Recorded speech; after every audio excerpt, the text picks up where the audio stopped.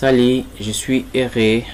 À vous revoir encore sur cette partie qui va parler des routages inter-VLAN. La partie précédente, on avait vu sur le VLAN. On a parlé c'est quoi les VLAN, comment créer les VLAN, nommer les VLAN, affecter un port à un groupe de VLAN. Mais aujourd'hui, nous allons parler sur les routages inter-VLAN. Comment router tous nos VLAN à être interconnectés. Alors, vous allez voir qu'on a ajouté un routeur. D'ailleurs, c'est ça qui fera d'office appel au routage, l'interconnexion de nos VLAN. Sans plus tarder, on passe directement à la configuration. Je viens voir ici, je suis connecté à mon switch au port G02. Je fais exit, je fais interface G0D,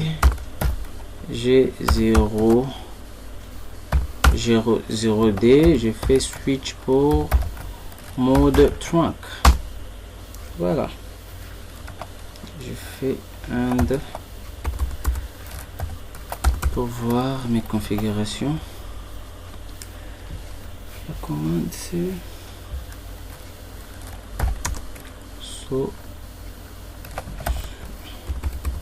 show interface trunk pour voir. Ça permet seulement les VLAN 10 et 20 à passer leur trafic. Je vais autoriser aussi les VLAN 99 comme c'était configuré. Le port gigabit 0D était affecté au port au VLAN 99.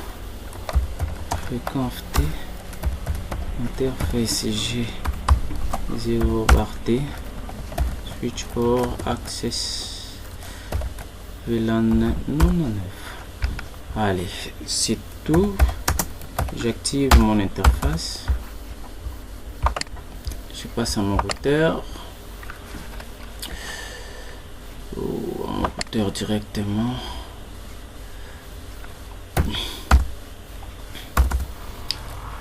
Je fais enable configure terminal. À ce stade, je suis connecté sur les ports 0 gigabit 00 de mon routeur. Les bits c'est quoi? La méthode que nous utilisons ici, c'est le routeur on stick. Ça sert à quoi? Si vous observez notre schéma, on a des VLAN. En réalité, on devrait y avoir deux routes ici, donc c'est à dire une route qui va faire passer les trafics de VLAN 10 et l'autre pour les trafics de VLAN 20. Mais avec la méthode des routeurs on stick, c'est à dire une seule chemin encapsule tous les VLAN disponibles sur les réseaux. C'est ça, ce qu'on appelle l'encapsulation, c'est à dire mettre quelque chose dans quelque chose. Donc c'est à peu près comme la notion de contenu et contenant. Donc les contenants, les contenus pour nous ici doit être l'interface. Les contenants doit être maintenant les différents trafics qui vont commencer à circuler dans notre réseau. Donc les différents trafics de différents VLAN. Voilà. Je passe par la configuration. Je fais interface gigabit 0.1. Je commence par faire de l'auto-incrémentation. C'est comme si j'ai créé des interfaces virtuelles. Je fais switch pour encapsulation .1key VLAN 10. Ça va encapsuler les VLAN 10. Et je donne l'adresse IP pour cette interface qui doit être l'adresse passerelle de mon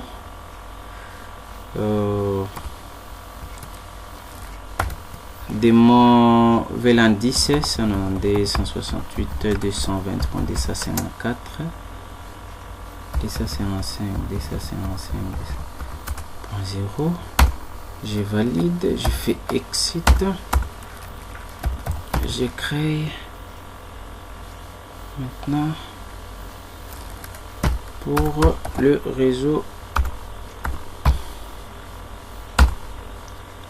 le VLAN 20. Encapsulation dont un key VLAN dot un Q VLAN 20. IP address, ça doit être 192.168.230.854.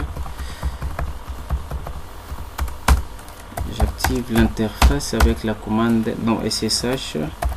Je viens encore activer mon interface G00.1 non SSH.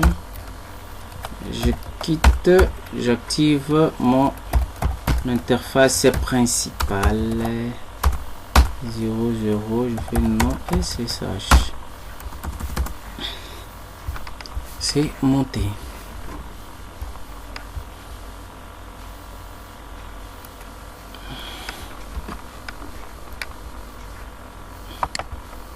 Je viens là à mon réseau, je ping 192.168.220.254. L'adresse passerelle, non, l'interface est en train de démarrer. Je mets la vidéo en pause pour ne pas prendre longtemps. Voilà, l'interface a démarré, je peux patienter. Vite.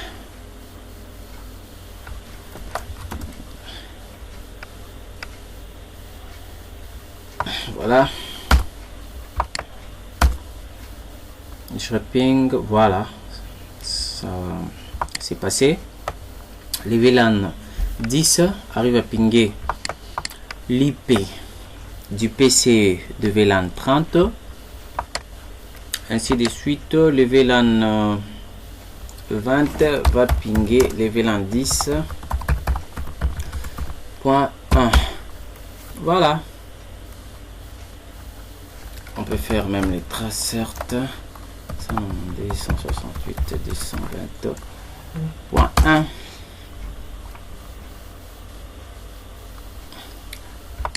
Voilà, ça passe par les 220. Bon, c'est tout pour cette vidéo. Quant à moi, je vous dis merci. Voyons-nous à la prochaine étape où nous allons parler sur le routage statique. Bye.